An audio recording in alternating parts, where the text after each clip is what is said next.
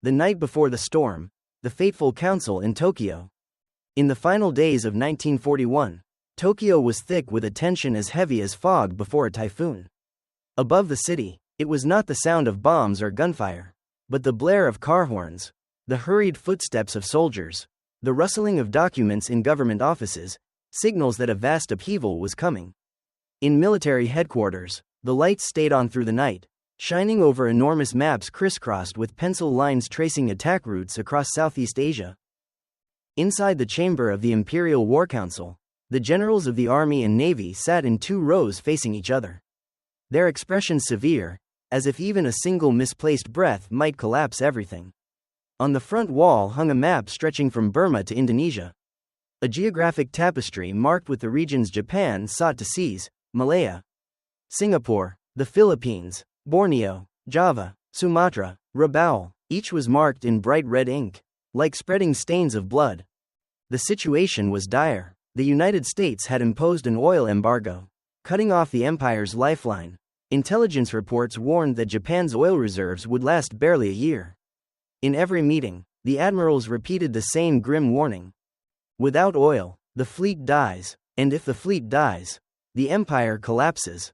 Meanwhile, the Japanese army, bogged down in the long war in China, was being drained of strength.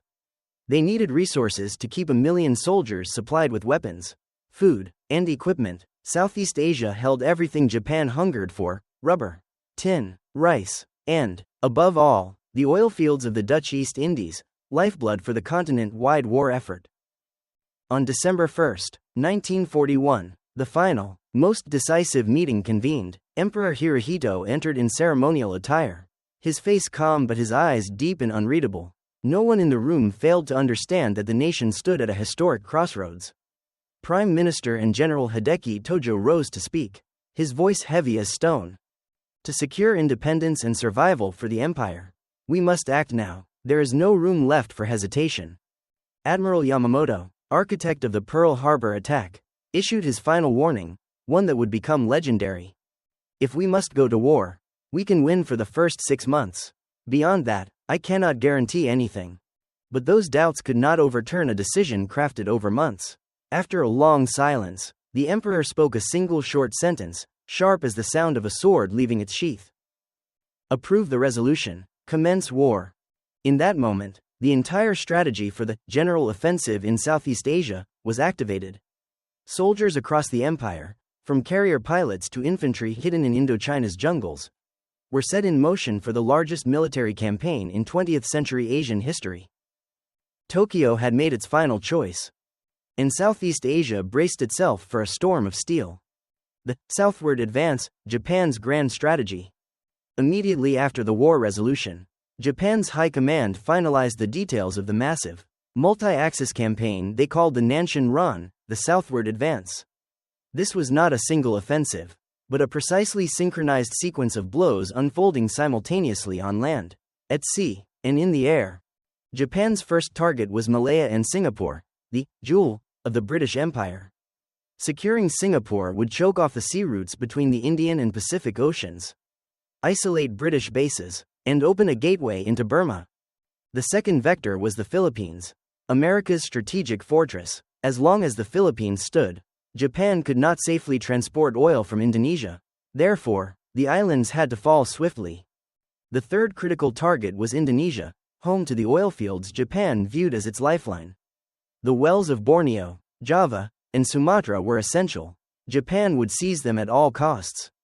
The fourth direction included Hong Kong, Guam, and Wake Island, intended to dismantle the western forward positions and cripple any American attempt to counterattack. All blows had to be struck in rapid succession. Under direct support of Japanese naval and air forces, aircraft carriers would take the lead, gaining air superiority before ground troops swept in. Hundreds of thousands of soldiers were quietly moved from Japan and Korea to the south. Hundreds of transport ships gathered at Sasebo, Kagoshima, Taiwan, and Hainan. Supplies of ammunition, dried rice, fuel, and medical units were packed into massive logistics warehouses. Even the weather was calculated. Japan chose to strike Malaya during the monsoon, when British commanders believed large operations were impossible. The constant rain and low clouds blinded Allied reconnaissance, giving Japan the opening it needed. Everything was set. Failure would doom the empire. Success would make Japan the dominant power in Asia. Now all they needed was the signal. The moment when the entire war machine would surge west and south at once. The general offensive begins, December 8, 1941. On December 8, Asia time, the general offensive erupted, Japanese guns firing at more than a dozen battlefields simultaneously. It was the day the Western powers in Asia realized they were facing an enemy far swifter and more ruthless than expected. At Kota Baru, Malaya, Japanese troops approached the beach in small landing craft. Heavy waves, monsoon rain, and cold winds battered them, but the soldiers pressed forward. Minutes later, gunfire exploded, the first battle of the entire campaign, launched hours before the attack on Pearl Harbor. In Hong Kong, Japanese artillery pounded British defenses. Troops crossed the border from China, overwhelming the defenders in days. In the Philippines, Japanese aircraft from Taiwan struck Clark Field and Nichols Field. Despite warnings from Hawaii, American and Filipino forces were caught completely off guard. By noon, most of the U.S. Air Force had been destroyed on the ground. In Guam, Japan seized the island within 48 hours. On Wake Island, American defenders fought valiantly, but Japanese numbers eventually overwhelmed the garrison. Yet the most vital objective remained Indonesia, home to the coveted oil fields. Japanese troops moved swiftly to seize wells, pumps, and refineries, carefully avoiding damage. They wanted the oil intact. The West had believed Japan could only launch isolated attacks. In reality, Japan struck everywhere, quickly, relentlessly, and at the least expected places. In Singapore, British commanders were stunned. The impregnable fortress was on the verge of encirclement. From Malaya, Japanese troops advanced using bicycles, vehicles the British had mocked, moving at incredible speed through jungles and swamps. Within 48 hours, the entire strategic landscape of Asia had changed. Japan was no longer expanding step by step. Japan had become a whirlwind of steel sweeping across Southeast Asia. Aftermath of the general offensive, the collapse of the West. Within weeks of Japan's full-scale offensive, the colonial system of the British, American, and Dutch empires in Asia began to collapse. In Malaya, British Indian-Australian forces were driven from their main defensive lines. Japanese mobility shocked Allied commanders, who had never trained for jungle warfare in monsoon conditions. In Singapore, explosions thundered day and night. Britain's largest naval base in Southeast Asia wavered.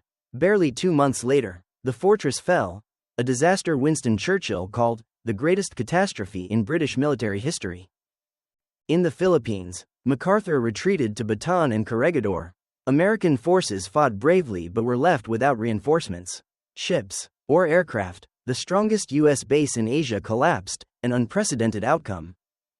In Indonesia, Dutch troops resisted fiercely but could not hold the oil fields. Japan soon controlled the entire production system, from extraction to refining, fulfilling its key strategic goal.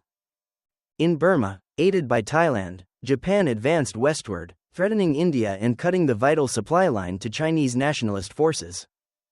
In just a few months, Japan transformed from an oil-starved nation under embargo into the dominant power controlling the richest petroleum region in Southeast Asia. But in achieving this, Japan made its greatest strategic mistake. It pulled the United States into a total war. The rapid collapse of Southeast Asia left the U.S., with its vast military power, no option but to begin a long counteroffensive. Starting with the island-hopping campaign across the Pacific. Japan, though victorious at first, had entered a war it could not win in the long run. Thus, the general offensive in Southeast Asia was not only the peak of Japan's ambition, but also the beginning of the chain of defeats that would eventually bring the empire to its knees.